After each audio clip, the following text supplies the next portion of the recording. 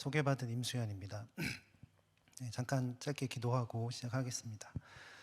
사랑과 진리 하나님 아버지 감사합니다. 차별금지법 바로알기 아카데미가 141회까지 진행될 수 있게 해주셔서 감사드립니다. 그래서 이것을 통해서 차별금지법이 지금까지 차별금지법이 막힐 수 있도록 인도해 주셔서 감사드리고, 이 거룩한 곳에 저를 또 불러주셔서 감사합니다.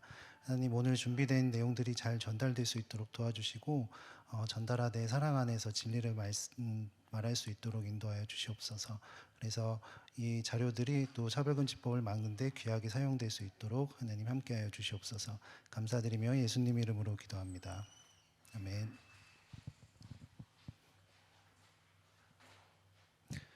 네, 오늘은 조금 제목이 좀 도전적인 제목인 것 같습니다. HIV 에이즈 통계 분석은 저희가 한국 성과학연구협회에서 1년에 한 번씩 매년 업데이트를 하면서 좀 자료를 발표하기도 하는데요. 오늘은 에이즈는 여전히 위험한 감염 질환이다라는 제목으로 또 강의를 진행해 보도록 하겠습니다. 먼저 HIV와 에이즈와 그다음에 HIV 감염인과 에이즈 환자에 대한 개념을 먼저 정리하고 시작하도록 하겠습니다. HIV는 잘 아시다시피 인체 면역 결핍 바이러스로 에이즈의 원인이 되는 그런 바이러스가 되겠습니다. 그리고 감염된 사람들의 모든 액체액에 존재하며 특히 혈액이나 정액, 그다음에 질 분비물 모유에 많이 존재하는 것으로 되어 있습니다. 그리고 에이즈는 Acquired Immune Deficiency Syndrome으로 후천성 면역 결핍증이죠. 그래서 HIV가 감염된 환자들이 면역력이 떨어지면서 여러 가지 증상이 나타날 때 에이즈라고 합니다. 그리고 HIV 감염인은 HIV에 감염은 됐지만 겉으로 보기엔 이제 건강해 보이고 증상이 나타나지 않은 상태를 일으키고 그다음에 타인에게 전파하려고 있는 상태입니다. 그다음에 에이즈 환자는 HIV가 사람 몸속에서 진입해서 이제 면역 세포를 파괴하면서 면역 기능을 떨어뜨려서 이제 에이즈 환자가 되는데, 이때 일반인들에게는 잘 걸리지 않는 특정한 기회 감염이 나타나거나, 그다음에 CD4 T셀 수가 200 미만으로 떨어졌을 때 에이즈 환자로 판정을 하게 됩니다. 에이즈 치료제가 1997년, 6년 이때부터 이제 개발이 되고 발전이 되면서 그 전에 이제 걸리면 이제 감염이 되면 수년 안에 이제 사망하게 되던 질환에서 이제 치료제가 많이 발전이 되고 그것을 복용을 잘하면 수명이 많이 길어지는 그런 평생 약을 잘 먹으면 관리가 가능한 만성 질환으로 인식이 변화되고 있습니다. 그래서 최근에 나오는 계속 기사들을 보면 에이즈에 대한 이제 이런 인식 변화를 주기 위해서 많이 노력을 하고 있습니다. 그래서 에이즈가 평생 그 약을 매일 잘 복용하면 고혈압이나 당뇨처럼 평생 건강하게 관리가 잘 되는 그냥 만성 질환으로 계속 홍보를 하고 그렇게 알려지고 있습니다. 하지만 이제 보통 우리가 알고 있는 만성 질환과 에이즈가 정말 좀 비슷한가에 대한 의문점이 있어서 그거에 대해서 제가 자료를 좀 찾아보고 말씀드리도록 하겠습니다. 먼저 국내 HIV 감염인의 사망률에 대한 논문을 먼저 보겠습니다. 최근에 나온 국내 논문인데요. 2004년부터 2018년까지 우리나라에서 HIV 감염으로 등록된 환자들의 그 자료를 조사해서 사망률과 사망 원인을 조사한 논문입니다. 이 논문의 서론에 지금 HIV에 대한 우리나라의 현황을 잘 정리하고 있어서 이걸 좀 읽고 진행하도록 하겠습니다. 아까 말씀드린 대로 90년대 중반에 고강도 항레트로바이러스 요법이 이제 도입되면서 HIV 감염인이 생존율이 크게 증가했습니다. 그래서 정상 CD4 세포수가 세포수의 HIV 감염 기대 수명이 일반 인구와 비슷하다고 추정하는 연구들도 나오고 있습니다. 하지만 에이즈 관련 사망 원인과 비에이즈 관련 사망 원인 모두에서 HIV 감염인이 일반인보다 전반적으로 높은 사망률을 보이고 있다는 보고들이 계속 또 나오고 있습니다. 그래서 HIV 감염인의 사망 원인 분석을 통해서 예방 및 관리 전략을 발전시키고 치료를 개선하고 예방 가능한 사망률을 낮출 수 있다고 이렇게 서론에서 얘기하고 있습니다. 그래서 우리나라의 상황을 보면 HIV 발병률과 유병률 그리고 감염인의 사망률은 세계적으로 낮은 수준입니다. 그리고 HIV에 걸리면 감염이 되면 무조건 다 의무적으로 신고가 돼야 되기 때문에 관리가 잘 되고 있고 그다음에 치료비가 전액이 지원이 되면서 그리고 무료 검사도 하고 무료 익명 검사 시스템도 잘 되어 있어서 세계적으로 봤을 때는 관리가 어느 정도 잘 되는 편이라고 판단하고 있습니다. 그리고 2020년 UNAIDS 목표인 90%가 진단이 되고 그다음에 그 중에 90%가 치료를 받고 또 그 중에 90%가 바이러스 억제 중에 그런 있도록 하는 그 목표치가 있는데 우리나라는 그 치료 목표와 그 바이러스 억제 목표치는 달성되고 있다고 논문이 나온 게 있습니다. 하지만 그 2020년 HIV 감염인의 약 40%가 진단되지 않은 채로 지내고 있다고 예측되고 있는 그런 논문이 또 최근에 발표가 되었고 감염된 시점부터 진단된 사이까지 시간이 약 7년 정도 된다고 예측하고 있습니다. 그리고 1985년 이후 매년 HIV 감염인의 증가가 되고 미진단 또는 지연 진단의 높은 비율, 또 개선된 치료와 HIV 관리, HIV 장기 선종자의 증가 이런 것들로 인해서 HIV에 대한 질병이 부담됩니다. 그래서 국내 HIV 감염자의 사망률과 사망 원인에 대한 자료가 또 제한적인 그런 문제점이 있습니다. 그래서 연구 목적은 국내 HIV 감염인의 사망률과 사망 원인 조사 그리고 일반인과의 그 사망률을 비교하는 것입니다. 2004년부터 2018년까지 20에서 79세 HIV 감염된 사람들 13,900명 정도가 포함이 됐습니다. 그 사망 원인 분류를 했고요.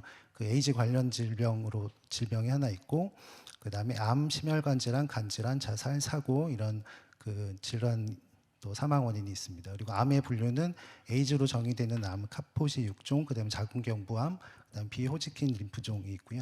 그 다음에 에이즈로 정의되지 않는 암은 이제 나머지 암으로 통계를 잡았습니다. 네.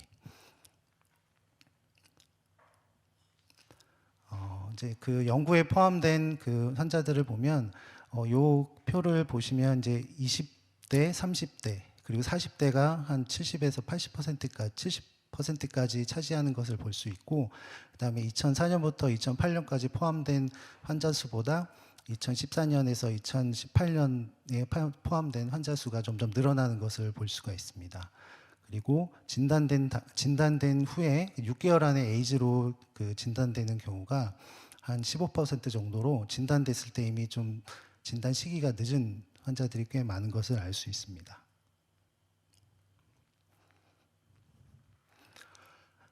그래서 사망 원인을 보면 사망 원인을 구분하지 않고 어떤 그 모든 사망 원인의 그 질환에 의해서 사망한 경우를 보면 지금 총 1,669명 정도가 사망된 것으로 조사가 됐습니다. 그리고 사망 시의 나이를 보면 20대에서 110명, 제가 잠깐 안 보여서 이 화면을 잠깐 보겠습니다. 예. 20대가 103명, 그다음에 30대가 259명, 40대가 420명, 50대가 415명으로 20대에서 50대 환자들이 많은 분포를 차지하고 있습니다.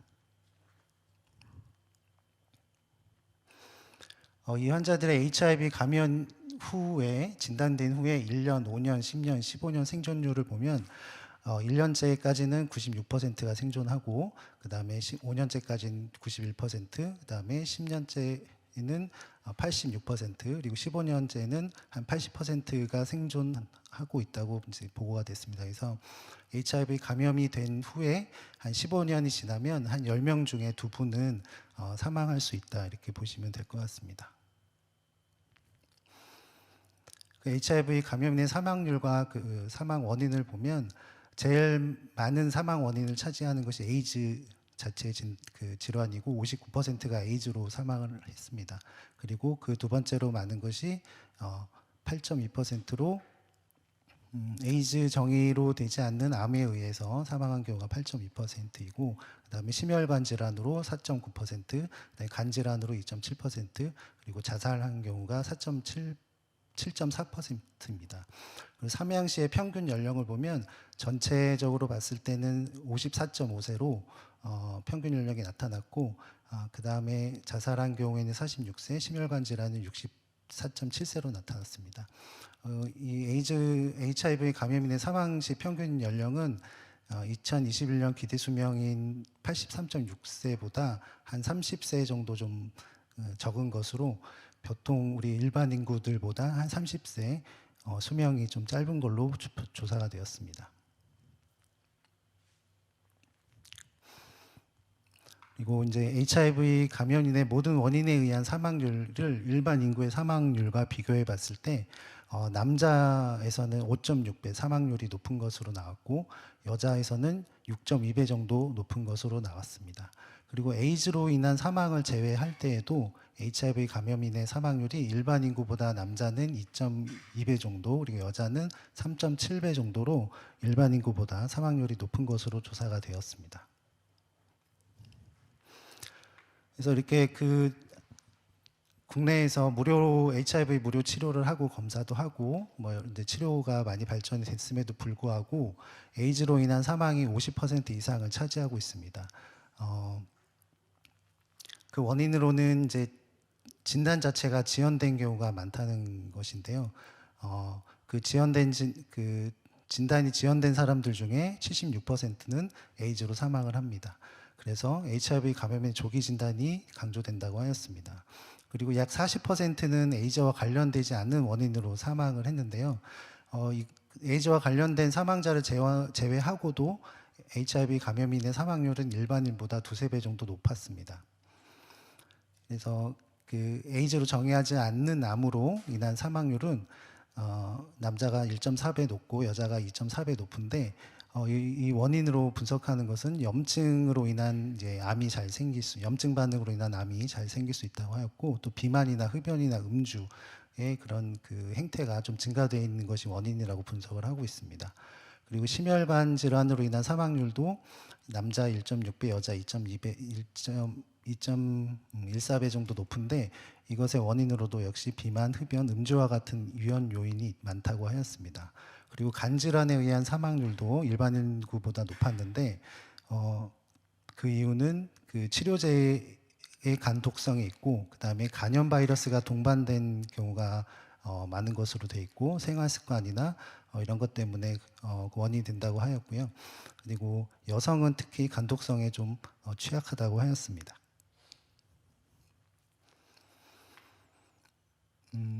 그 다음에 이제 많았던 원인이 자살인 경우인데요. HIV 감염에서 세 번째로 흔한 사망 원인이 자살이었고, 일반 인구보다 3배 높은 것으로 되어 있습니다.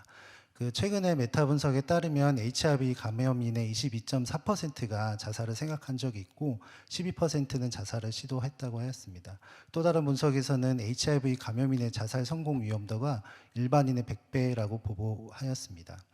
그래서 이걸 원인으로 분석하는 것들이 에이즈는 뇌에 대한 높은 바이러스 부하와 그다음에 치료제의 직접적인 영향을 통해서 자살 위험이 증가하는 것과 관련이 있을 수 있다, 이렇게 보고한 논문이 있고, 그리고 높은 CD4 T셀 그 수는 자살 시도 감소와 연관이 있다고 하였습니다.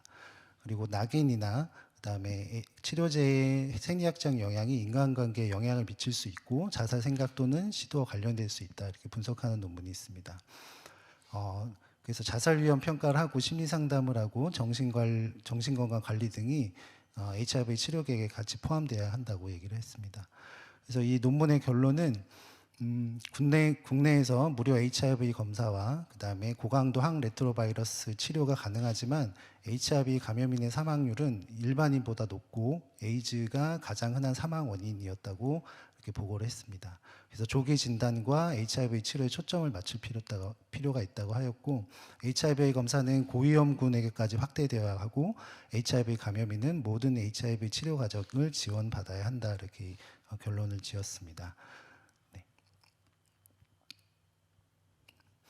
국내 논문을 이제 이번 그 좀 전에 말씀드린 논문이 우리나라에서는 아마 최초로 나왔던 우리나라 그 전반적인 HIV 감염인의 사망률과 사망 원인을 조사한 논문이었다고 볼 수 있고요.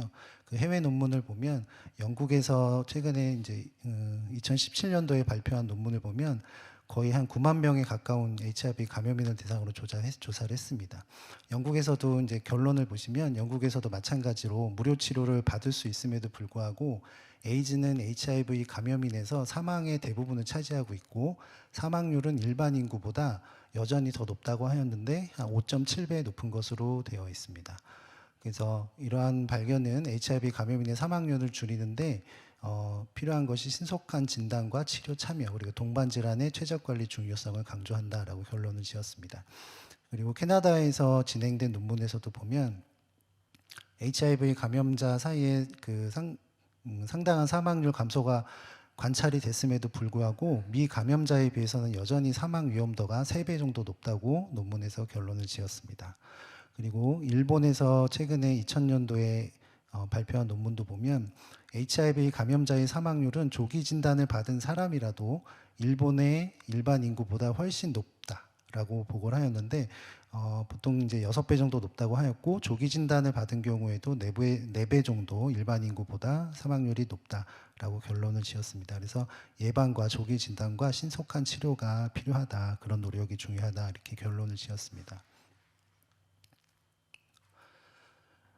HIV 감염인의 그 생존 경험과 생존율에 대한 논문들이 또 있는데요. 이 지금 보시기에 왼쪽에 있는 논문이 최근 그 란셋에 실린 논문인데 이 논문을 근거로 그 에이즈 단체나 그 단체에서 많이 주장하는 것이 약을 잘 먹으면 평생 이제 잘 관리가 되면서 일반인처럼 기대 수명대로 살 수 있다라는 그런 그 근거를 제시한 논문입니다. 그래서 이 논문도 한 8만 8천 명 정도를 대상으로 조사를 했는데 이 논문의 결론은 이제 예측 기대 수명입니다. 그래서 추정치고요. 뭐 이분들이 이렇게 됐다라는 건 아니고 예측 63세에서 78세까지 관리를 잘하면 수명이 그렇게 기대가 된다 이렇게 결론을 지었습니다. 그래서 CD4 T셀 수가 150 이상이고 20세 그 환자가 계속 치료를 잘 받으면 기대 수명이 78세까지 추정된다 이렇게 결론을 지었습니다. 하지만 비슷한 시기에 나온 그 메타 논문을 보면 이게 57개의 논문을 이제 분석한 논문이고요. 여기서 이제 주요 내용을 보면 HIV 감염인이 에이즈로 진행하는 데까지 뭐 2년, 4년, 6년, 8년, 10년, 12년 이렇게 조사했을 때 2년째에서는 82%가 진행되지 않고 잘 지내고 있고 12년째까지 되면 19%만 HIV 감염인으로 생존하고 그다음에 나머지 한 80%는 한 에이즈로 진행을 한다 이렇게 얘기를 했습니다. 그리고 밑에 보면 치료를 받은 에이즈 환자의 2년, 4년, 6년, 8년, 10년 생존율을 보면 각각 이제 87%, 86%, 78%, 61% 이렇게 돼 있는데요. 이건 의미는 이제 치료를 받은 환자 중에 에이즈 환자 중에 10년이 지나면 한 40%는 그 에이즈로나 뭐 다른 원인으로 인해서 사망할 수 있다. 이런 논문을 제시하였습니다. 우리나라에서도 이런 생존 경향을 조사한 그 논문이 있었는데요. 이 논문도 보면 목적과 방법을 보시면 국내 HIV 감염 환자 중 많은 비율에서 진단 시와 ART 치료 시작 시에 CD4 T셀 수가 많이 낮다. 그래서 그것이 이제 그 생존율을 낮추는데 문제가 될 것이다 이런 문제 의식이 있었고 그리고 국내 HIV 그 에이즈 환자의 생존 경향을 조사를 했습니다. 그래서 2001년부터 2015년도에 포함된 환자들을 18세 이상 환자들을 조사를 했고 2,474명을 조사를 했습니다. 그래서 2,474명 중에 사망한 환자가 105명 정도 됩니다. 근데 이제 그 연도별로 그 사망률을 보시면 그 오른쪽 표에 2001년에서 2003년에 그 진단된 사람의 사망률이 12%, 그 12, 그리고 12%, 그다음에 쭉 보시면은 12, 8, 12, 12, 8 이렇게 돼 있습니다. 그래서 이 논문의 결론은 2001년부터 2015년까지 조사해 봤을 때 최근 HI를 그 치료제가 잘 발달이 돼서 치료를 잘 받아도 국내에서 HI 치료제를 받은 환자의 생존율이 2001년과 2015년도 사이에 크게 향상되지 않았다라는 논문입니다. 그래서 그 원인으로 그 위험 인자로로 보면 그 위에 보시면 1번은 40세 이상에 진단된 경우에 그러니까 좀 진단 시기가 늦었다는 거죠. 그리고 CD4 T셀 수가 100 이하인 경우에 이것도 마찬가지로 진단 시에 이미 에이즈까지 진행된 분들은 치료를 잘 받아도 그렇게 사망률 생존 경향이 좀 이렇게 향상되지 않는다 그런 논문입니다. 그래서 우리나라 질병관리청에서 발표한 매년 사망자 수 통계입니다. 1985년부터 2022년까지 연도별 내궁이 내 HIV 감염 사망자 현황을 보시면 지금 2000년대 보면 전반적으로 이게 그래프가 감소되는 모양은 아니고 이게 좀 증가했다 감소했다 증가했다 감소했다 하는 그런 모양으로 한 100명에서 한 100 많게는 171명까지 매년 HIV 감염인 중에 사망자가 이제 보고가 되고 있습니다. 그래서 지금 2022년까지 HIV 감염인 중에 사망자가 3,070명으로 보고가 됐고 2022년도에는 142명이 사망한 것으로 보고가 됐습니다.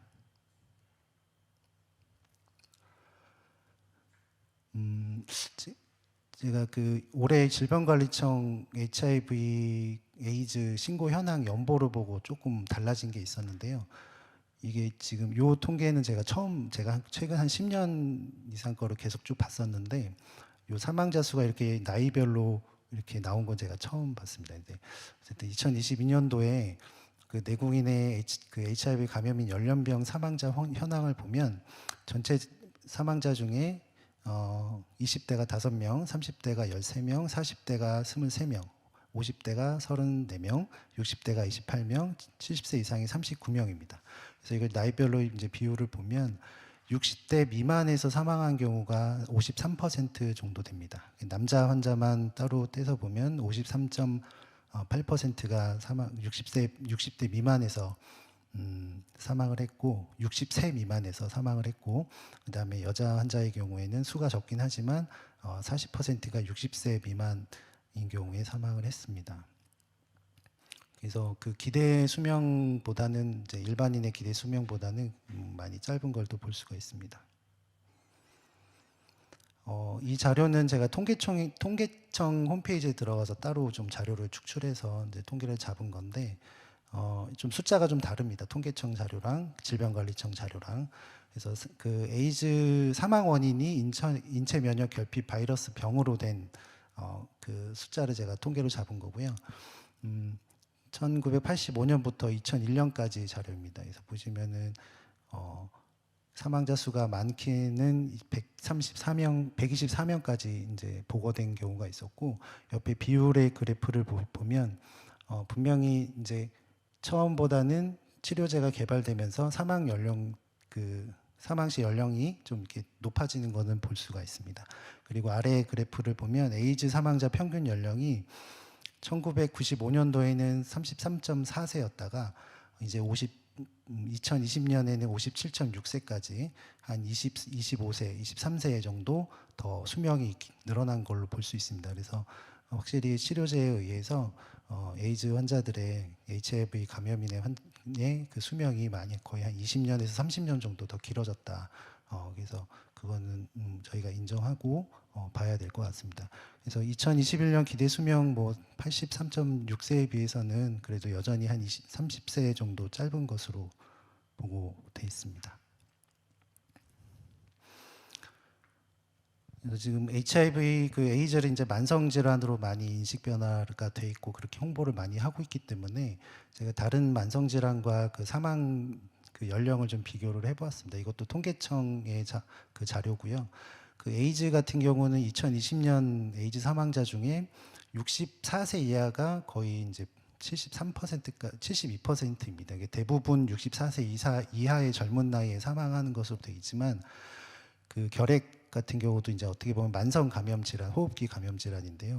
여기 보시면 1985년도에 이 젊은 나이에 그 64세 이상인 분들이 사망하던 그 퍼센티지가 80%에서 지금 2019년, 2020년도에는 거의 20%까지 떨어진 것을 볼 수 있습니다. 그리고 고혈압으로 인한 사망도 1985년도에 보면 64세 이하가 한 50% 정도 되던 것이 지금은 거의 뭐 한 자릿수 퍼센트로 이제 떨어지고, 그리고 대부분은 75세 이상에서 사망하는 것으로 되어 있습니다. 그래서 75세, 80세 이렇게 길게 살 수 있는 그런 시대가 됐죠. 그래서 당뇨도 마찬가지로 1995년, 85년인가요? 85년보다 지금 2000년대 들어서 훨씬 그 사망시 연령이 많이 늘어나서 늘어난 것을 볼 수 있습니다. 그래서 그래프만 봐도 이게 다른 우리가 흔히 알고 있는 만성 질환과 에이즈의 이 사망률이나 사망시 연령이 차이가 나는데, 이걸 우리가 보통 어떤 만성 질환으로 여겨도 되는지, 물론 이제 30년 걸려도 30년 이상 더 길게 살 수 있는 것은 맞지만 다른 만성 질환과는 뭔가 분명히 다른 게 있다라는 것을 알 수가 있습니다. 그래서 지금까지 HIV 감염인의 사망률과 사망 원인들 그리고 연령을 좀 파악을 해봤는데, 보면 HIV 감염인은 이제 일반 인구보다 사망률이 높고, 그 다음에 일반인보다 사망 시 수명이 짧습니다. 그래서 그 원인이 뭔가 좀 찾아보면, 일단은 일단은 젊은 나이에 HIV에 감염이 된다는 것이 첫 번째고, 그 다음에 진단 자체가 늦어서 치료를 시작해도 치료제가 잘 안 듣는 경우가 많다. 그리고 미진단율이 높다라는 것이 있습니다. 그리고 HIV 그 바이러스 감염 자체만으로 인해서 노화 가입이 촉진이 된다라는 그런 연구들이 있습니다. 그래서 과연 우리나라 지금 연령은 그 HIV 감염인의 연령대는 어떻게 되느냐? 그래서 이제 새로 진단된 2022년도에 새로 진단된 그 감염인들의 나이들을 보면 지금 20대와 30대가 제일 많은 비율을 차지해서 두 개를 더하면은 한 64.5% 정도 됩니다. 그리고 제 옆에 표는 제가 뭐 15에서 24세, 25에서 34세 이렇게 따로 잡았는데, 이거는 이제 미국의 통계 방식이고요. 지금 최근에는 이제 뇌과학을 연구하면서 그 뇌가 발달되기까지, 성숙하게 발달되기까지는 한 23세에서 24세까지는 좀 봐야 된다라는 그 의견, 그 논문들이 있고, 그때까지 청소년 시기다라는 그런 그 논문들이 있습니다. 그래서 미국도 아마 이런 식으로 좀 나이를 잡는 것 같은데, 그래서 25세에서 34세가 가장 많은 비율을 차지하고 43%가 43%를 차지하고 있습니다. 그 1995년부터 2022년까지 연도별로 이제 현황을 보시면, 지금 그 점점 20대, 30대의 비율이 이렇게 높아지고 있는 상황을 볼 수 있고요. 그래서 2022년도에 보면 20, 30대가 64.5%를 차지하고 20에서 40대가 거의 80%를 차지하고 있습니다. 네, 이것도 비슷한 뭐 그래프긴 한데, 우리나라 그 감염인들이 지금 매해 이제 증가하는 추세고, 그 증가한 추세로 좀 유지되거나 지금 코로나를 지나서 약간 꺾였다가 또 올라가는 추세이긴 한데, 그 신규 진단의 그 수가 늘어나는 그 이유가 지금 초록색과 그다음에 빨간색, 그다음에 파란색 요 20대 와 30대 초반의 환자들이 그 많기 때문에, 많이 늘어나기 때문에 지금 신규 진단자들이 늘어나고 있습니다. 그리고 아까 사망률이 높고 그다음에 수명이 짧은 이유 중에 하나가 진단이 늦은 그 이유를 제가 말씀을 드렸었는데요. 여기 보면 그 2011년부터 2022년까지 신고 그 진단됐을 당시에 그냥 HIV 감염 상태인지 아니면 에이즈까지 진행된 상태인지를 볼 수 있습니다. 그래서 2022년도에는 HIV 그 감염인 중에 HIV 상태인 경우가 네, HIV 신고수가 825명인데 그 중에 에이즈 환자인 경우가 147명입니다. 그래서 약 한 20% 정도가 이미 에이즈로 진행된 상태에서 진단이 된다. 그래서 옆에 이제 동그란 그래프를 보시면 2011년부터 2022년까지 쭉 다 더했을 때 전체 환자의 20%는 이미 진단 시에 에이즈로 진행이 된 상태이다라는 것을 볼 수가 있습니다. 이건 아까 그 한번 봤던 그 논문 슬라이드인데요. 이 슬라이드에서 보실 거는 그 빨간 박스가 있습니다. 왼쪽 그 그래프에 표에 보면 여기 진단 시에 그 평균 CD4 T셀 수가 나옵니다. 2001년부터 2003년까지는 116개, 그 다음에 2004년부터 2006년까지는 170개, 2007년부터 2009년까지는 199개, 2010년부터 2012년까지는 196개, 그 다음에 가장 마지막은 273개입니다. 지금 에이즈로 진단되는 기준이 200개 이하인데 대부분 이제 치료를 시작했을 때 이미 많은 환자들이 이미 200개 CD4 T셀이 200개 이하인 에이즈 상태에서 치료를 시작한다. 그래서 아까 말씀드렸지만 이런 이유 때문에 생존율이 크게 향상되지 않는다라는 이유 중에 하나가 되겠습니다. 그리고 이제 진단율을 좀 보겠습니다. 이 논문은 우리나라에서 그 총 감염자 수가 몇 명 정도 되는지, 그 다음에 진단율이 어느 정도 되는지, 근데 진단되기까지 시간이 얼마나 걸리는지를 좀 추정해 본 논문인데요. 이것도 이제 그 국민건강보험 그 데이터베이스를 활용해서 그 연구한 논문이고 2009년부터 2015년까지 그 자료를 이용해서 구했습니다. 그래서 그 미진단율을 보면 2015년도에 미진단율이 한 42.8% 정도 되는 것으로 되어 있습니다. 그래서 감염은 돼 있지만 진단되지 않은 상태에서 지내시는 분들이 2015년도에 한 40% 정도 된다. 그리고 예측하기로는 2020년까지는 37.5% 정도로 감소할 것으로 예상이 된다. 이런 논문이었습니다. 근데 이제 2019년, 2020년도에 저희가 코로나 팬데믹을 지냈죠. 이제 그때 보건소가 그 자발적 검사나 신체 검사에 대한 그 일을 셧다운 됐기 때문에 지금 최근에 이제 그 HIV 신고 수가 좀 줄어들었는데 그런 걸 감안했을 때 아마 미진단들은 진단받지 못하고 지내는 분들이 좀 비율이 좀 더 많아지지 않았을까라는 좀 염려가 되긴 합니다. 그리고 이제 진단 시간을 보면 HIV 감염에서부터 진단 사이까지 평균 기간이 한 7년 정도 됩니다. 이 7년이라는 기간이 굉장히 중요한데 밑에 HIV 감염의 자연 경과를 보시면 한 7년 정도 쭉 지나면 CD4 T셀이 쭉 떨어져서 200 거의 가까이 떨어지는 시기가 7년째가 됩니다. 그리고 이제 무증상기로 쭉 지내다가 다시 바이러스의 수가 많아지면서 이제 증상이 이제 나타나기 시작하면서 이제 보통 치료 안 하고 지내면은 HIV 감염인의 한 50에서 한 70%가 10년 후에 이제 사망한다라는 보고가 돼 있는데 한 7년 정도 되면 굉장히 늦은 시기에 많이 진행된 시기에 이제 진단이 되는 것으로 볼 수 있습니다. 그리고 또 한 가지가 그 사망률이 높은 이유 중에 하나가 이거는 이건 이제 논문 단계이지 않을까 싶긴 한데 어쨌든 HIV 감염 그 바이러스 자체만으로도 세포 단계에서 노화가 촉진된다는 연구들입니다. 그래서 요거는 대한에이즈학회 자료실에서 찾은 건데요. 2011년도에 이제 올라온 자료입니다. 그래서 HIV 3년 만에 헬퍼 T 세포가 30년 정도 노화 촉진된다. 이런 보고입니다.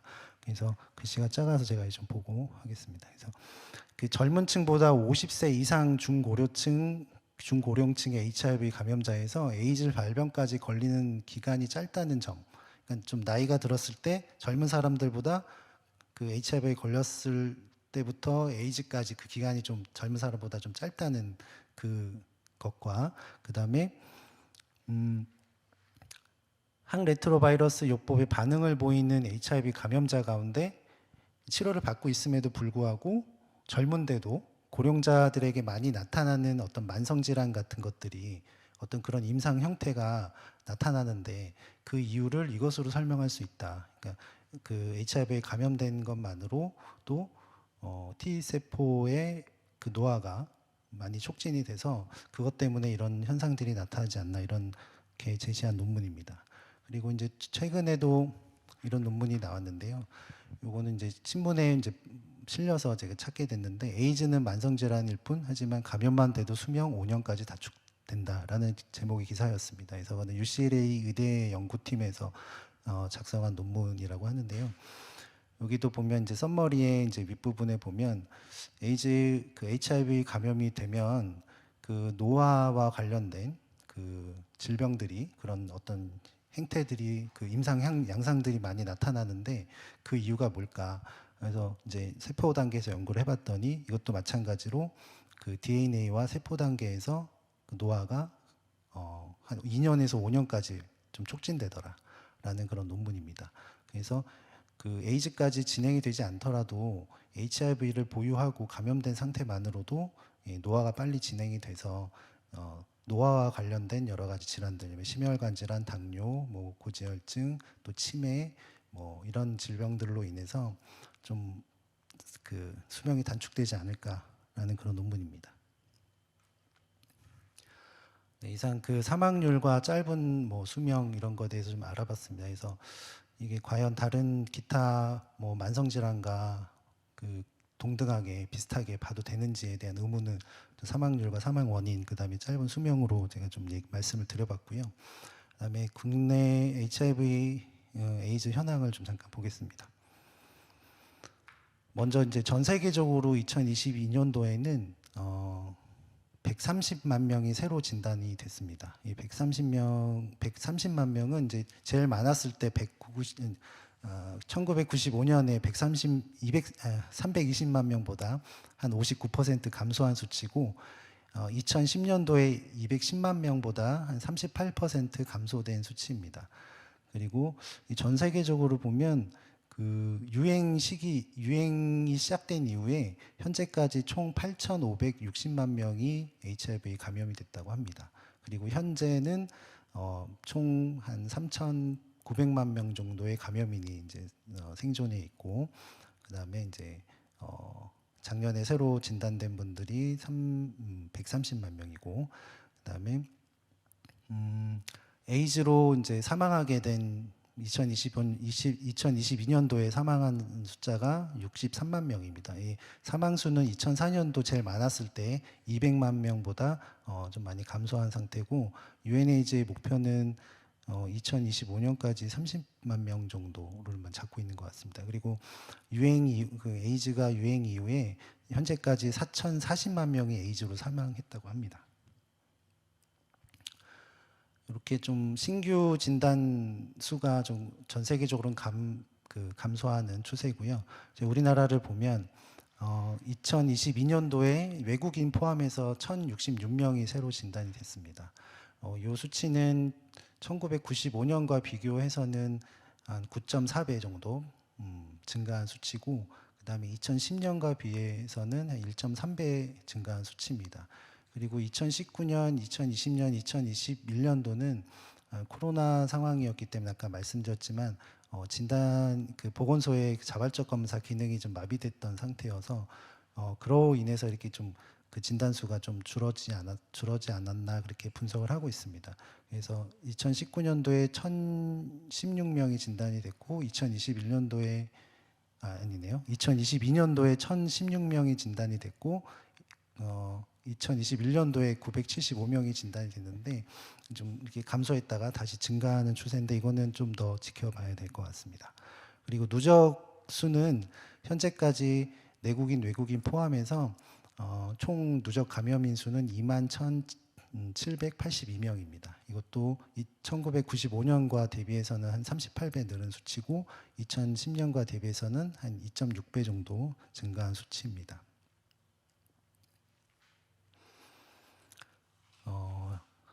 내외국인 신규 진단과 이제 외국인 비율을 좀 볼 텐데요. 외국인 비율을 좀 보는 건 최근에 좀 증가하는 추세이기 때문에 그 신고 현황 연보에도 따로 좀 이렇게 그래프를 그려줬더라고요. 이건 제가 따로 그리긴 한 건데 지금 내국인은 2022년도에 825명이 새로 진단이 됐고 외국인은 241명이 새로 진단이 돼서 외국인의 비율이 한 22.6% 정도 됩니다.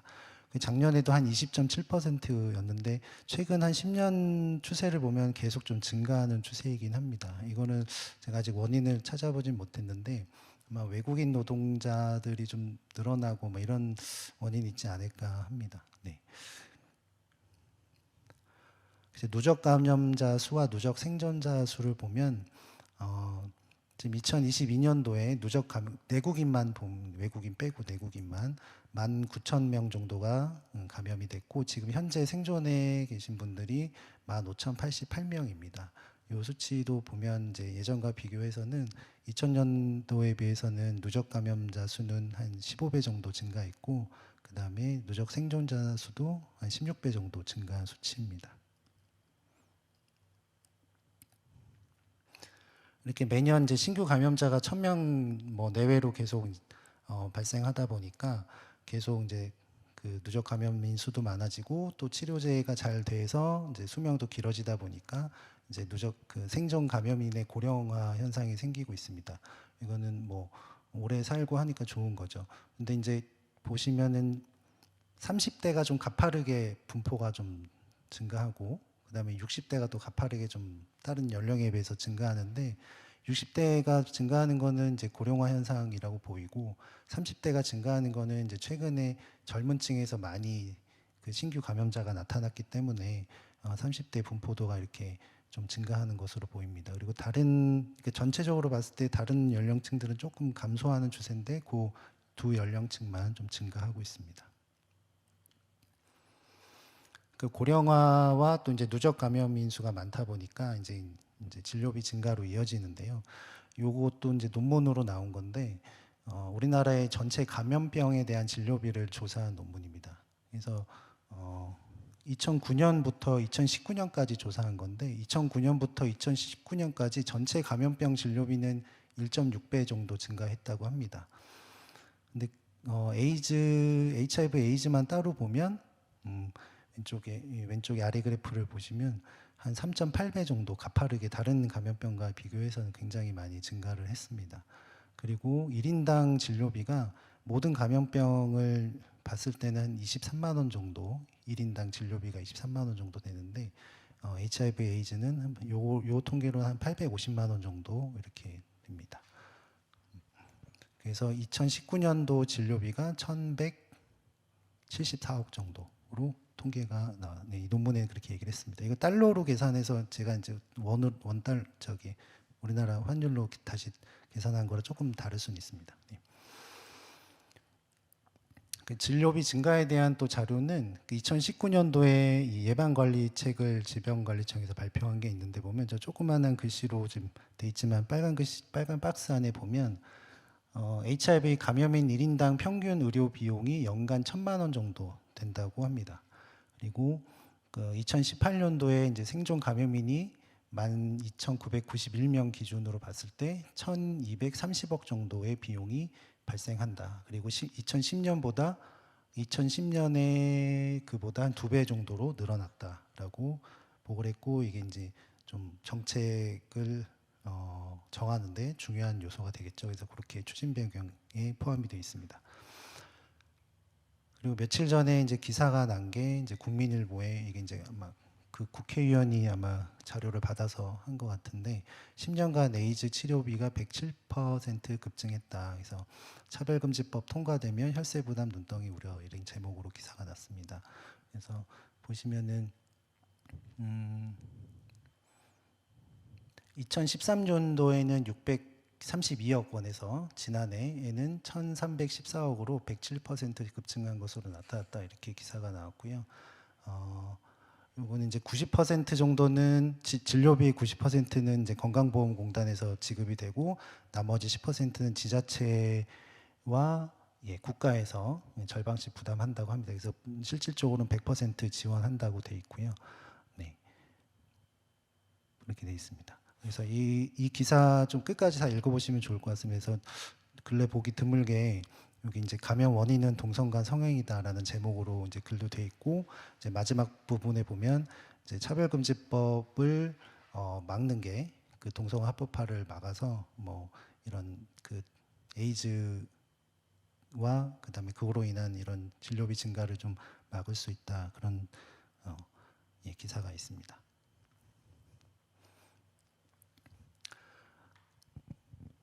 이제 성별로 좀 보겠습니다. 그래서 2000년부터 2022년까지 성별 과학적 비율을 보면 2022년도에 내국인 남자가 790명이 새로 진단이 됐고 내국인 여자는 35명이 새로 진단이 돼서 95.8%가 남자입니다. 그래서 거의 절대 다수가 남자 환자로 돼 있고 뭐 요 비율은 2000년도부터 쭉 보면은 뭐 92%, 93%, 95%, 뭐 96% 이렇게 돼서 거의 대부분 거의 다 남자들이 HIV에 감염되는 것으로 나옵니다.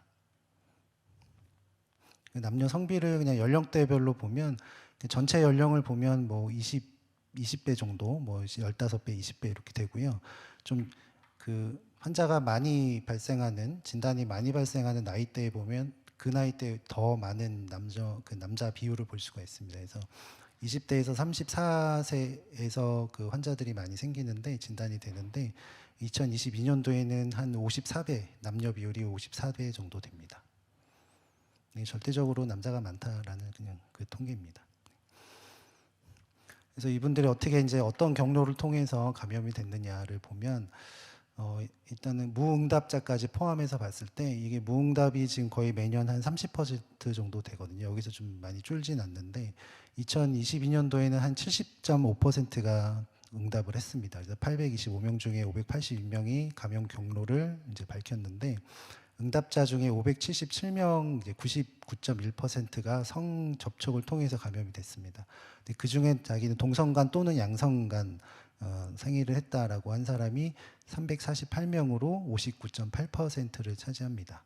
그리고 남자만 따로 이제 봤을 때 남자 응답자 565명 중에 348명, 61.6%가 동성간 또는 양성간 성접촉으로 감염이 됐다라고 응답을 했습니다.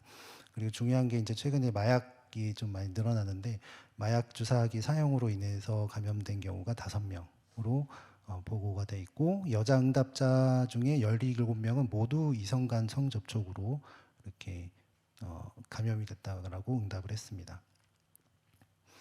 그래서 무응답자를 좀 제외하고 보면 2005년 이후에는 이제 수혈이나 혈액제제로 인한 감염은 없습니다. 그리고 2014년 이후에는 수직 감염으로 인한 감염은 없습니다. 그래서 2014년 이후에는 마약 아니면 이제 성접촉입니다. 그래서 그 1985년부터 2022년까지 그 내국인의 누적 감염자 중에 남자가 93.6% 이제 성비가 그렇게 돼 있고 뭐 14대 1 정도 되는데 이제 감염 경로를 보면 응답자 14,326명 중에 99.5%가 성접촉으로 인한 감염으로 응답을 했죠. 근데 그 중에 또 성접촉에 의한 감염자 중에 동성간 이거는 이제 한 30년, 40년 다 합친 숫자입니다. 그래서 동성간 또는 양성간으로 성접촉을 했다고 보고한 사람들이 44.6%인데 이게 이제 그 남녀 비율과를 따져 보면 저희가 이제 믿을 수 없는 신뢰할 수 없는 통계다라고 저희가 항상 얘기를 하는 통계입니다. 네. 그리고 이제 요거는 말씀드렸고 그리고 이제 특이할 것이 2019년부터 마약 주사 공동 사용으로 인한 감염자들이 2명 적지만 2명, 1명, 5명 이렇게 계속 늘어나고 있는 상황입니다. 그래서 저희가 그 HIV 에이즈 항상 저희가 동성간 성관계 그다음에 뭐 남성 동성애자 문제를 항상 얘기를 해서 이 질병관리청에서 발표하는 그 통계와 실제 통계는 다를 것이다. 그리고 이제 예전에 김종명 교수님께서 이제 발표한 논문에서도 보면 한 70% 정도가 그 동성간 성관계로 감염이 됐고 뭐 20대에서는 75%, 10대에서는 뭐 90% 좀 넘는다라는 그 논문도 발표됐기 때문에 저희는 그쪽을 더 신뢰하는 통계고요. 근데 최근에 이제 마약으로 인한 그 감염자가 좀 발생하다 보니까 마약에 대한 그 자료를 좀 찾아봤습니다. 미국 자료인데요. 미국에서는 HIV 신규 진단의 10%는 마약 주사 사용 또는 그 남성끼리 성 접촉을 하면서 동시에 마약을 사용해서 감염된 경우 주사라고 합니다. 그 10명 중에 1명은 이제 마약 주사와 관련이 돼 있고요. 그다음에 그 이제 감염인이 사용한 주사기에 어떤 뭐 온도나 상황에 따라서 그 주사기 안에 바이러스가 한 42일까지도 살아남아 있을 수 있다고 합니다.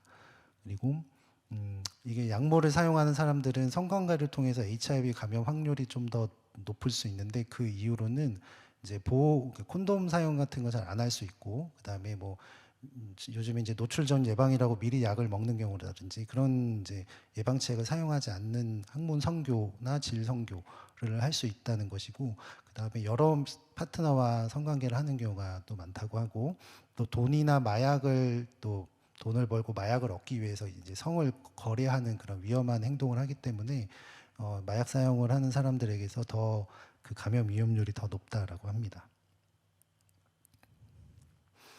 그래서 최근에 우리나라에서 이제 마약이 더 증가하는 것과 또 성병 증가하는 것이 좀 보고가 되고 있는데 최근에 마약 사범 1만 명대에서 그 중에 또 10대, 20대가 빠르게 는다고 합니다. 그래서 마약 사범 이제 적발수가 2021년도에는 한 10,000명이 조금 넘는데 이제 조금 이제 2016년부터 좀 증가한 추세죠. 근데 그 중에 연령대로 보면 10대가 지금 2016년에 81명에서 309명으로 3.8배가 증가했고 20대는 1,327명에서 3,507명으로 2.6배가 증가했다고 합니다. 그래서 이런 마약 증가와 함께 이제 성병이 또 증가를 하는데 이게 연관이 있지 않을까라는 또 기사가 옆에 있습니다. 그래서 최근에 질병관리청이 이제 보고하는 거 보면 이제 성병 그 HPV라는 그 바이러스와 뭐 성기 단수퍼진 클라미디아 뭐 이런 것들이 지금 계속 증가하는 추세라고 하고 있고 그다음에 최근 수년간 청소년 등 중심으로 마약 유통이 활발해지면서 에이즈 환자가 급증하는 것으로 보건당국은 추정한다라고 또 합니다. 실제로 이제 호텔이나 성소수자 전용 클럽 등에서 마약에 취한 환각 파티를 벌이다 최근 부산경찰청에 적발된 남성 34명 가운데 상당수가 에이즈에 걸린 것으로 확인됐다라는 기사를 또 찾아볼 수 있었습니다. 그리고 최근에 또 이 그 기사도 좀 이슈가 됐었는데 환각 파티, 마약 파티 60명을 검거했는데 그 모두가 에이즈 감염자였다라는 기사가 또 있었습니다. 그래서 우리나라에서 이제 마약 증가와 이 성병 증가 그리고 에이즈도 또 같이 증가될 수 있을 가능성 그리고 그 중에 마약 주사로 인한 그 감염 경로의 비율이 증가할 수 있을 가능성이 있습니다. 네, 이렇게 저희 우리나라 통계를 좀 간단하게 살펴봤고요. 그래서 HIV 감염이 어떤 분들이 잘 걸리나 그리고 어떤 위험도가 있나 그리고 위험한 행동은 무엇이 있는지 한번 살펴보도록 하겠습니다. 그 UNAIDS에서 이제 발표한 팩트 시트인데요. 2023년도에 발표된 거가 아마 이제 작년 통계죠. 그래서 키 파퓰레이션 이제 그 고위험군을 보면 이제 전 세계적으로 평균 일반인들의 유병률이 HIV 유병률이 0.7%인 것에 반해 그 섹스워커, 그 성매매 종사자들은 2.5%로 3.6배가 높고, 그다음에 게이나 남성 간 성행위를 하는 MSM들에서는 7.7%니까 이제 11배가 높고, 그다음에 마약 주사를 사용하는 경우에 7.1배가 높습니다. 그다음에 트랜스젠더인 경우에는 10.3%로 14.7배가 높고, 그다음에 감옥에 있는 분들이 한 2배가 좀 높은 걸로 되어 있습니다. 그래서 이 고위험군들은 이제 성매매 종사자, 그다음에 게이, MSM, 그다음에 이제 마약 사용자, 그다음에 트랜스젠더 이렇게 보시면 되겠습니다. 이건 UNAIDS 2021년 자료인데 여기도 보면 이제 전 세계적으로 이 그 고위험군이 전 세계 인구의 5% 미만만 차지하지만 2021년도 신규 HIV 진단자의 70%가 이 고위험군들에서 발생을 했다라는 내용입니다. 그래서 이게 전 세계적으로 보면 이제 요 30%는 그 고위험군을 빼고 이제 나머지가 30%인데 지금 그 서부 이남 아프리카를 보면 여기는 이제 에이즈가 만연해 있기 때문에 요 가운데 그림은 좀 안 보셔도 되고 맨 저 오른쪽에 있는 그림을 보면 그 아프리카 서부 이남 아프리카를 제외한 지역들을 보면 고위험군에서 한 94%가 진단이 됩니다. 그래서 고위험군의 HIV 감염 위험도를 보면 이게 매년 조금 차이가 나긴 하지만 트랜스젠더 여성은 이제 13배에서 34배까지 보고됐고 게이나 이제 그러니까 남성 간 성행위자는 25배, 뭐 28배 이렇게 위험도가 높은 것으로 돼 있고요. 마약 주사 사용자는 29배에서 35배 높은 것으로 되어 있고 성매매 종사자도 한 20에서 26에서 30배 정도 HIV 감염 위험도가 높은 것으로 보고를 하고 있습니다. 과연 우리나라 이제 홈페이지에서는 이 감염 경로 정보를 어떻게 보여주느냐를 봤는데요. 제가 이제 그 뭐 수액제자라든지 수직 감염은 이제 제외를 했습니다. 거의 우리나라에서는 발생하지가 않기 때문에 그래서 전파 경로 중에 이제 성접촉으로 인한 전파 그 성접촉에 의해서 어느 정도의 확률로 이 전파가 될 수 있느냐를 보면 이게 보면 수영 학문 성교를 보면 여자든 남자든 이제 학문 쪽으로 이제 성교를 받는 쪽이죠. 학문으로 받는 쪽이 이제 한 번 성교를 했을 때 감염될 확률이 1.38%고요. 그다음에 그냥 정상적으로 이제 보통 이제 여자분들이 이제 질 쪽으로 이제 그 성교를 받았을 때는 0.04%입니다. 그래서 이 둘의 차이가 34.5배인데, 그래서 학문 선교에서 이제 학문 쪽 바텀 역할을 하는 분이 HIV 감염률이 아닌 분들보다 한 34.5배, 뭐 17배 이렇게 높다고 이제 이건 이제 그 CDC나 이런 데서 이제 국제적으로 인정된 그런 확률이고요. 그래서 그 질병관리청 홈페이지에서도 학문 선교는 가장 위험한 성적 행동이다라고 이제 얘기를 하고 있습니다. 네. 근데 이제 그 저희가 학문 선교를 했을 때 한 번 선교했을 때 1.38%로 걸릴 수 있다라는 확률만 좀 뭐 보통 알고 있지만 실제로 미국 CDC 또 자료를 찾아보면 이 경우의 수가 굉장히 많습니다. 그래서 요 사진은 보면 이제 학문 선교를 했을 때 학문 이제 바텀 역할하는 분이 감염될 확률이 1.38%라는 것을 보여주고 있고요. 근데 대신에 이제 좀 경우의 수를 따졌을 때 학문 선교를 했고 또 콘돔을 꼈는데 만약에 이제 동반된 성병이 있고 그리고 에이즈 급성 감염기 그 바이러스 수가 많이 높을 때 그때 이제 학문 선교를 했다면 여기 보면 그 확률이 1.38%에서 7.42%로 한 5배 정도 높습니다. 그리고 학문 선교를 또 하는데 그 양쪽 다 두 사람이 다 성병을 가지고 있고 이제 급성 감염기라고 하면 그때는 지금 한 70.2%, 70.3% 정도 위험도가 확 올라갑니다. 그래서 그 성행위를 할 때 내가 그 감염인이 HIV 감염인이 급성기냐 아니면 급성기를 지난 상태냐 그리고 동반된 성병이 있냐 없냐 또 콘돔을 썼냐 안 썼냐에 따라서 감염 확률이 굉장히 다양하게 나타나는 것을 알 수 있습니다. 그래서 그 HIV 감염 위험도를 동반위원회에서 그 CT 자료를 이제 표로 정리한 건데요.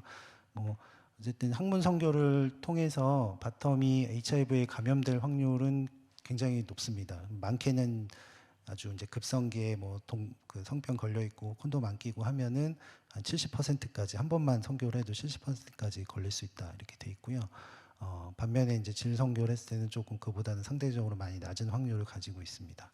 그래서 HIV 감염의 자연 경과를 보면 이 급성 감염기 때가 굉장히 중요한데 급성 감염기가 지금 한 7주, 8주, 뭐 9주 뭐 이렇게 되는데 그때 증상이 뭐 있을 수도 있고 뭐 감기, 몸살 이렇게 좀 비특이적인 증상이 나타날 수 있을 텐데 이때 자기가 HIV에 감염이 됐는지 모르는 상태인 경우가 많겠죠. 뭐 그러면 그때 좀 누군가와 그런 관계를 했을 때 다른 사람에게 전파시킬 확률이 굉장히 높다라는 것을 좀 알 수 있습니다. 그래서 남성 동성애자 얘기를 계속 할 수밖에 없는데 뭐 에이즈 그 외에도 남성 동성애자 그리고 남성뿐만 아니라 여성도 마찬가지긴 하지만 다른 건강 문제들을 많이 가지고 있습니다. 그래서 그 바이러스성 감염에 걸릴 확률이 좀 높고, 그다음에 전반적으로 폭력을 당하거나 행할 그 위험도가 좀 증가돼 있다고 합니다. 그리고 일반 인구와 비교했을 때 남성 동성애자나 여성 동성애자나 트랜스젠더는 다음과 같은 경향이 좀 많은데, 이제 알코올, 약물 사용, 약물 남용 비율이 좀 높고, 그다음에 좀 과음의 그런 확률이 좀 높다고 합니다. 그리고 흡연율이 좀 높다고 돼 있고, 그다음에 정신 건강의 문제의 위험이 좀 높다고도 돼 있습니다. 그래서 밑에 노란 글씨에 보면 우울증이나 양극성 장애나 범불안 장애가 많을 수 있다 했는데, 이런 정신적인 문제는 이제 낙인이나 차별이나 혐오 이런 걸 받아서 이렇게 분석을 하기도 하지만, 또 반대 의견은 그런 어떤 소수자 탄력성 가설이라고, 그 차별이나 스트레스가 반드시 이제 부정적으로 병만 야기하지는 않는다. 성숙으로 이끌기도 한다. 이제 어떤 그 긍정적인 방어 체계를 가 이제 사용이 돼서, 그래서 차별이라는 사회적 스트레스가 오히려 긍정적이고 창조적인 행동으로 표현될 수도 있다라는 그런 가설이 또 있습니다. 그리고 서구 스웨덴 같은 경우에 이제 네, 동성애 합법화가 된 이제 서구에서 정신건강 문제를 대해서 연구한 결과들을 보면, 동성애가 합법화된 지 10년이 지나도 동성애자들의 정신건강 문제가 그 전과 그 이후와 크게 차이 나지 않는다라는 그런 논문들도 있습니다. 네, 이상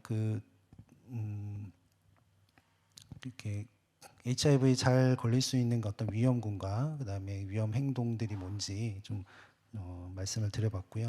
그래서 이런 것들을 우리가 이제 잘 알리고 해야 되는데, 이런 것이 우리나라 이제 예방 정책과 성교육에 어떤 문제점이 있지 않나 또 찾아보게 되었습니다.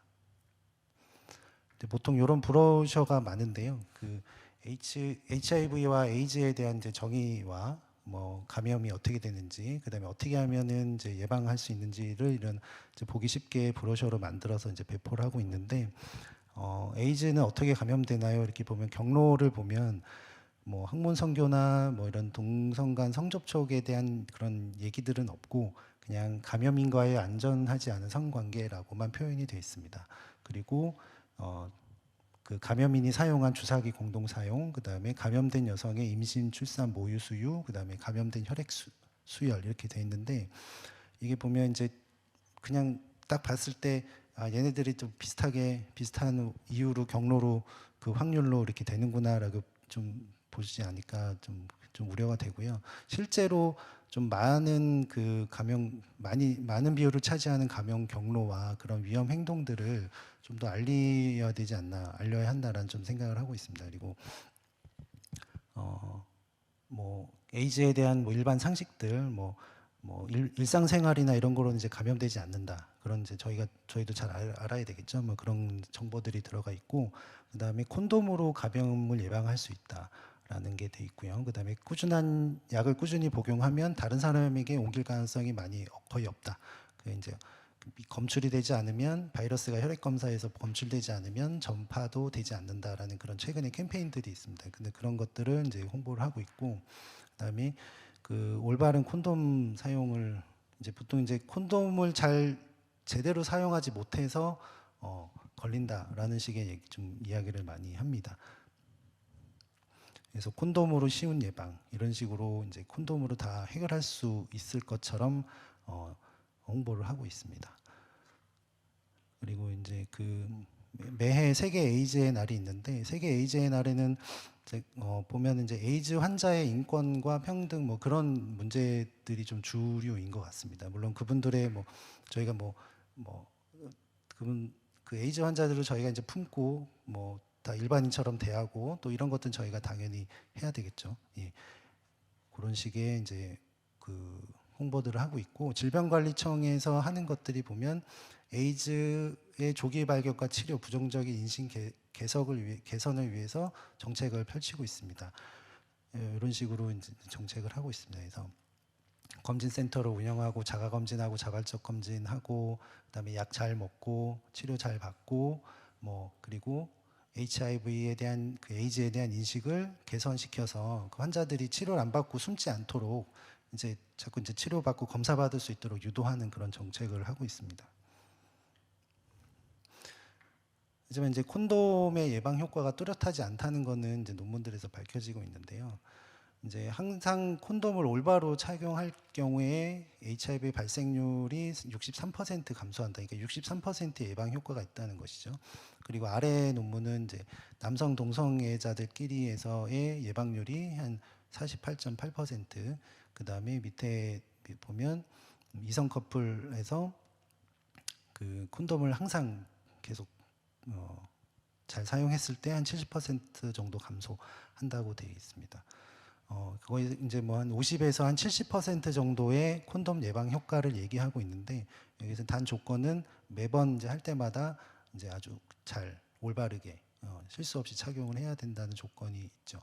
그리고 여기 아래 밑에 박스에 보면 요즘에 이제 노출 전 예방이라고 미리 그 감염인지 그 상대방이 HIV 감염인인지 안 상태에서 이제 관계를 할 때 미리 이제 에이즈 약을 그 치료제를 먹고 이제 관계를 하면 예방될 수 있어서 그런 이제 방법을 또 외국에서 많이 쓰고 우리나라도 얼마 전에 그게 통과 지침이 돼서 이성 간에 뭐 이렇게 결혼 그 부부간인 걸로 알고 있는데 하여튼 그런 경우에 증명된 부부나 뭐 이런 커플들 사이에서 그 HIV 미감염인에게 이제 보험으로 이제 처방이 되는 걸로 알고 있는데 대신에 근데 이거를 쓰게 되면서 오히려 콘돔을 덜 쓰게 이제 방심하면서 콘돔을 덜 쓰게 되는 현상이 나타난다라고 그런 논문들이 또 있습니다.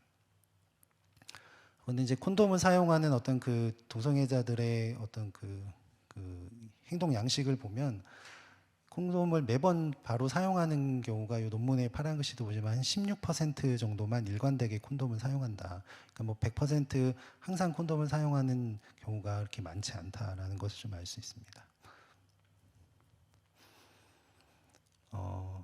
그래서 이제 미국에서는 이런 성병이나 에이즈 예방을 위해서 일반인들에게 어떤 그 예방책을 써야 되나 이런 홍보를 하고 있는데 이제 첫 번째로 나오는 게 이제 절제나 어떤 순결, 뭐 우리가 한 사람과만의 관계 이런 것들을 얘기하고 있습니다. 그 다음에 최대한 이제 파트너를 적게 가져라. 그 다음에 이제 서로 자기 몸 상태에 대해서 이야기를 하라. 그 다음에 콘돔을 잘 사용하라. 그 다음에 이제 뭐 예방할 수 있는 백신이 있으면 꼭 맞아라. 그리고 의심되는 게 있거나 걱정이 되면 이제 위험도가 있으면 자주 검사를 받아라 이렇게 얘기를 홍보를 하고 있는데 그 우리나라도 뭐 일부는 콘돔부터 얘기하는 것 같아요. 뭐 다른 것들은 뭐 백신 뭐 자주 조기 진단위에서 검사하고 콘돔 쓰고 이 정도는 얘기하지만 그 성 파트너를 뭐 적게 가지라든지 뭐 절제를 하라든지 순결을 하라든지 이런 내용은 찾아보기가 좀 어렵습니다. 그래서 질병관리청에서 이제 얘기하는 성병 위험 요인 및 예방 이렇게 보면 뭐 성병에 대한 올바른 지식을 습득한다. 그다음에 성병 감염을 항상 조심하고 감염의 위험성이 있는 성접촉 시에는 콘돔을 사용하며 성접촉 후 즉시 뭐 잘 씻는다 뭐 이런 얘기들이 있는데 지금 뭐 위험성이 있으면 뭐 하지 말아야 되는 것을 이렇게 또 위험을 알고도 콘돔을 쓰면 되는 것처럼 이렇게 얘기를 하고 있는 게 좀 예. 좀 저는 네, 그렇습니다. 네. 그래서 이제 이런 그 어떤 그 예방 정책이나 이런 것들을 보면 그 예방 정책을 세우는 분들이 어떤 생각을 가지고 하느냐가 굉장히 중요할 것 같은데 예전에 이제 제가 강의할 때는 그 예방 정책 세우기 전에 뭐 이제 뭐 조사하고 설문조사해서 그분들의 그 의견을 담아서 이제 정책을 했던 그런 자료도 제가 한번 보여드리긴 했었는데요. 그때 보면은 그냥 안전한 성관계에 많은 그 중점을 두더라고요. 그러니까 남성 동성애자들이 그 굉장히 위험하고 그 항문 성교가 위험하고 이런 거 다 인지하고 알고 있지만 결국에는 그 정책이 그냥 뭐 안전하게 성관계 해라 뭐 그리고 뭐 조기 검사해라 뭐 이런 자주 검사 받아라 그리고 이제 그 동성애자들이나 에이즈 환자들에 대해 뭐 그 인권을 존중하고 차별하지 말고 낙인하지 말 이런 얘기들이 좀 많이 있고 그 외의 얘기들은 잘 없는 것 같더라고요. 근데 그런 정책들을 이제 세우게 되는 그 저변에 어떤 좀 생각이 있는지 뭐 좀 이렇게 찾아보면 그래도 이제 성교육에 대한 이런 개념들이 이제 있지 않나 싶어요. 그래서 이 성에 대한 것에 대한 생각이 여기 이제 포괄적 성교육 핵심 개념을 보면 여기 젠더 이해라는 항목도 있고 그다음에 섹슈얼리티와 성적 행동이라는 항목도 있고 그다음에 가치, 권리 뭐 이런 섹슈얼리티 이런 항목들이 있고 그다음에 성 건강 여기 보면 이제 에이즈에 대한 낙인 돌봄 치료 지원 뭐 이런 것들이 있는데 이런 걸 보면 이제 그 젠더라는 개념도 그 뭐 남자 여자 외에 다른 성들을 다 인정하는 그런 개념인데 뭐 이런 것들을 가지고 또 이것도 이제 포괄적 차별금지법의 어떤 기초가 되는 또 그 개념이기도 하고 학생인권 조례에도 뭐 들어가기도 하고 그런 것 같습니다. 그래서 그 어릴 때부터 그 생애 주기별 성생활이라고 해서 아주 어린 나이부터 자기 신체를 막 탐구하게 하고 신체 부위의 명칭을 알게 하고 만져보게 하고 보게 하고 이런 것들 이제 그런 것들이 아이들에게는 오히려 더 부정적인 영향을 줄 텐데 뭐 그런 성교육을 계속 이제 추진하고 있다는 게 좀 안타깝습니다. 그리고 이제 젠더 이념을 보면 옆에 그림에 그 머리로 생각하는 자기 성 정체성하고 자기가 그냥 끌리는 마음으로 끌리는 거하고 그다음에 겉으로 보이는 이제 생식기 생물학적 성하고 내가 무슨 옷을 입고 어떻게 꾸미느냐에 따라서 이걸 다 조합하면 뭐 수십 가지 수백 가지의 젠더가 나오겠죠. 그래서 뭐 동성애자, 뭐 양성애자, 트랜스젠더를 포함해서 뭐 바이섹슈얼 뭐 여러 가지 뭐 굉장히 많은 성 그 분류들이 나올 텐데 저는 이런 것들을 보면서 이게 몸, 마음, 생김새 다 따로 놀게 하는 굉장히 좀 사람을 좀 분열적인 생각을 하게 하는 개념이지 않는가 그런 생각을 하게 됩니다. 그래서 이런 이제 그 포괄적 성교육이나 뭐 젠더 이념이나 이런 것들을 보면 주로 이제 본인의 성에 대한 자유로움을 표현하고 자기가 원하는 대로 행동하고 그런 자유로운 것들을 표방하기 때문에 이런 성매개 감염병이 또 증가로 나타나기도 합니다. 그래서 우리나라 지금 통계를 보면 세균성 성병이나 바이러스 성병 모두 해가 갈수록 증가하는 추세로 있습니다. 그래서 2016년도 성매개 감염 진료 지침표를 보면 전 세계적으로 이제 성매개 감염 비율이 꾸준히 증가하고 있는 추세인데 그 이유로 드는 게 자유로운 섹스, 그 성생활과 성도덕의 문란 때문이다라고 이렇게 명시를 또 하고 있습니다. 그래서 포괄적 성교육이나 젠더 이념이나 다 이제 그 뿌리에 그 성혁명이라는 그 어떤 개념이 있죠. 그래서 뭐 차별금지법 아카데미에서 많이 그 이쪽에 그 뭐 목사님 또 정식 그 미성길 교수님 많은 관련된 분들이 이미 많이 설명을 했기 때문에 제가 이거를 다 설명할 수는 없고 네. 그 미성길 교수님이 칼럼으로 써놓으신 걸 제가 잠깐 정리를 했습니다. 그래서 성혁명의 열매를 보면 일단 성혁명은 뭐 인간의 성 본능을 해방하자는 것이다. 그리고 1920년대 1차 성혁명으로 시작돼서 1960년대 68혁명 이런 성혁명으로 꽃을 피웠다라는 그 역사적 배경을 얘기하셨고 역사적 배경이 이제 휴머니즘, 계명주의, 세계대전, 정신분석, 네오막시즘, 학생혁명, 히피운동 등이 이제 배경이 된다고 하셨습니다. 그 열매로는 이제 불륜이나 뭐 혼전 성행위, 성병이나 에이즈가 늘어나는 것, 그리고 뭐 이제 포르노들이 제작되고 하는 것, 유통되는 것, 그다음에 성폭력, 산하 제한 등이 있고, 그다음에 성적 자기 결정권도 그 여기 포함이 되고요. 그다음에 프리섹스 뭐 이런 여러 그 자유로운 성 뭐 것들이 그런 열매다. 그래서 그로 인해서 어떤 결과물들이 생기느냐. 그래서 성병이나 에이즈나 감염 이런 성으로 전염되는 질병들이 증가하고 있고, 그다음에 정신 건강이 악화되는 그런 불안, 우울증, 자살, 약물 남용이 증가하고 있고, 중요한 것은 인간의 성 능력이 감소한다. 그래서 인간의 생명 형성과 창조 능력에 손상이 되고 있다라고 이제 이 칼럼에 쓰셨습니다. 그래서 그 성경 말씀이 하나 떠올랐는데요. 그 마태복음 7장 20절에 예수님께서 이러므로 그들의 열매로 그들을 알리다라고 이제 말씀하셨는데 이런 열매들을 봤을 때 우리가 성혁명이라는 이름으로 뭐 여러 가지가 추진되는 정책들이나 법안들이나 이런 것들은 저희가 계속 막고 끊임없이 이제 저희가 저항을 해야 된다고 생각을 합니다. 그래서 이제 결국에는 뭐 저희가 의학적으로 여러 가지 뭐 에이즈나 성병 뭐 이런 것들 문제가 있는데 그런 질병들을 예방하기 위해서는 정보 제공이 가장 중요하다는 내용입니다. 그래서 질병 예방에는 1차 예방, 2차 예방, 3차 예방이 있는데 1차 예방은 이제 국민 전체에게 위협이 되는 요소가 무엇인지를 딱 예상을 해서 질병 발생을 사전에 방지하고 보건위생을 관리해서 건강 생명에 해로운 환경 요인이나 습관을 조절하는 것이 1차 예방입니다. 그래서 저희가 통계를 보고 뭐 원인들을 파악하고 뭐 그 어떤 결과물들을 보면 우리가 무엇을 피해야 되고 뭐 어떤 습관을 조절해야 되는지 알 수 있겠죠. 그리고 2차 예방은 조기 진단을 통해서 이제 증상이 심각하게 나타나기 전에 빨리 치료하는 것이 2차 예방이 되겠고 3차 예방은 이제 이미 발생한 질병이 끼칠 해악을 최소화하는 것입니다. 네.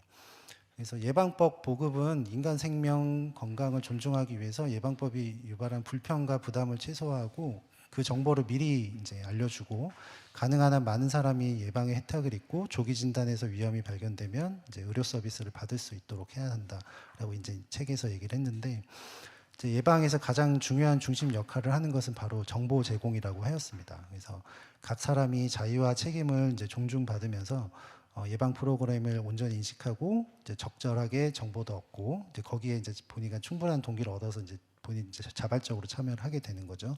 근데 반면에 정보가 결여되거나 좀 빠지거나 뭐 적절치 않거나 왜곡되거나 조작되거나 뭐 감춰지거나 아니면 뭐 이제 좀 감성에만 호소하거나 강제하거나 이런 경우에는 이런 질병의 예방이 매우 어려워진다라고 하였습니다.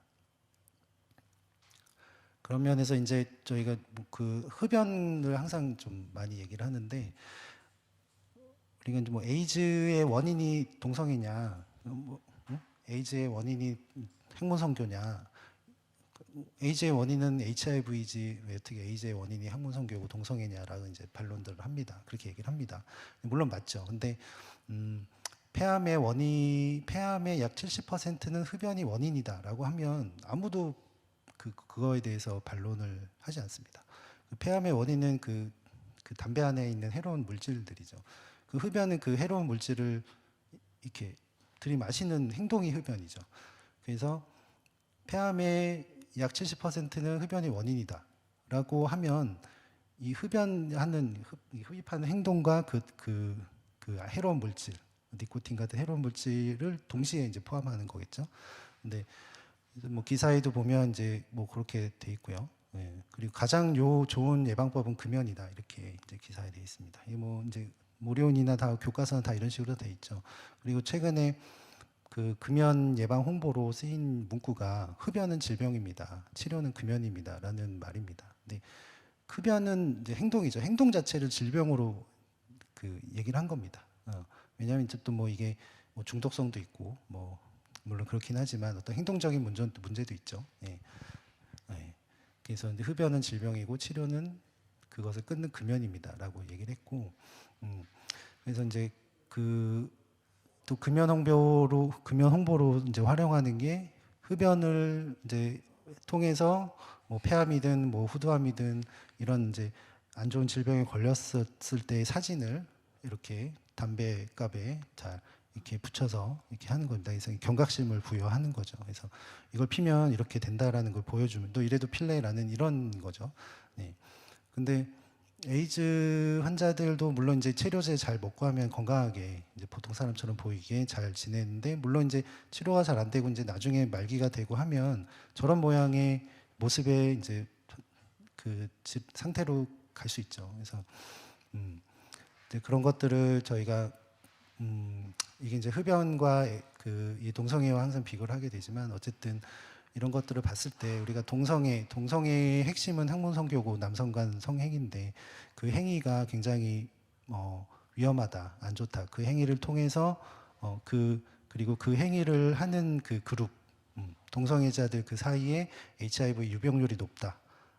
그들과 같이 이렇게 어떤 위험한 행동을 하면 나도 걸릴 확률이 높다라는 그런 정보들을 우리 아이들에게, 그리고 일반인들에게 이제 제공을 해야 된다고 생각을 합니다. 그래서 이제 이런 흡연 캠페인을 해서 실제로 청소년 건강 행태 조사를 보면 전체적으로 남자 곧 중고등학생 에서 남자의 흡연율이 65.5%로 감소했고 여자는 64.5%로 감소했다고 합니다. 이런 것들을 좀 저희도 좀 잘 참고를 하면 좋지 않을까 합니다.